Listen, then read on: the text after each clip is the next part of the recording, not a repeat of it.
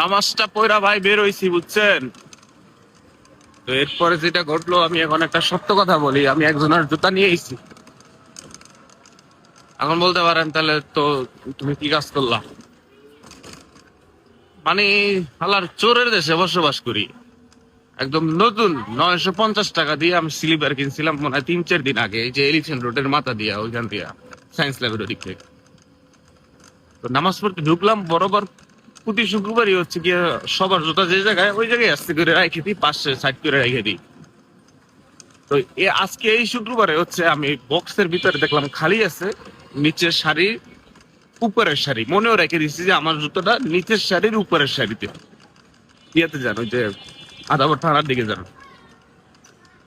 তো নিচের শাড়ির উপরের শাড়ির প্রথম বক্স, প্রথম ঘরটায় নামাজটা পয়রা, নামাজ কালাম পয়রা আইসে দেখি এই বক্সের ভিতরে আমার জুতো নাই। শালার চোরের দেশে বসবাস করি। এখন আমি আমার শত্রুর সাথে ইনসাফ কেমনে করবো, এখন আমি মনে মনে ভাবছি। এবার ভাবছি তাহলে খালি পায়ে হাইটে যাই। তখন ভাবলাম এই খালি পায়ে এখন হাইটে যাবো, ভিতরটা কিরকম না। আমি আসছে 150 টাকার বা 120 টাকা হইবে মনে হয় প্লাস্টিক ভ্যানে যে বেছে। কি চাচা এটা 150 টাকা হইবে না? চাচা বলছে 150 টাকা জুতা চোরে নিয়ে গেছে। পরে আমি 150 টাকার একজোড়া মনে করেন যে, এখন আবার জুতো দেখান যাইবে না, জুতা আচ্ছা পিছনটা দেখাই, আবার উপরটা দেখাইলে করবো ভাই এটা আমার জুতা, পরে যে মামলা করে দিব, এই পিছনটা দেখাই।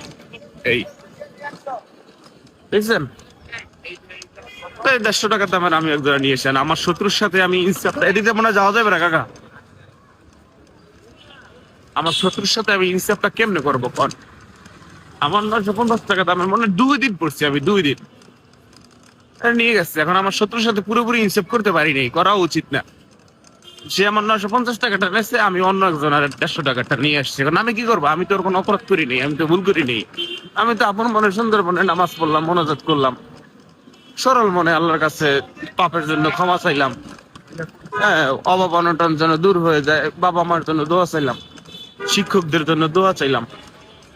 সরল মনে নামাজ পড়ে বের হয়ে দেখি যে আমি আমার নতুন জোড়া পাই দিচ্ছি না, চুরি চুরি চুরি করে ফেলছি। শালার চোর, চোরে ভরপুর আমাদের এই দেশটা। নামাজ পড়তে আইসা ছোট জোদা চুরি করে নেওয়া লাগবে ভাই। হ্যাঁ, নামাজ পড়তে আসছে, নামাজ পড়তে আইসা জুতার বক্স থেকে জুতো চুরি নিয়ে যায়। এই হচ্ছে মানুষের নেচার, এই হচ্ছে মানুষের অবস্থা। তাহলে এখন আর কি মনে করেন, জুতো কি এখন পকেটে নিয়ে তারপর যে জায়গায় নামাজ পড়বো সেই পাশে রাখবো, সেটা বলেন নাকি? জুতা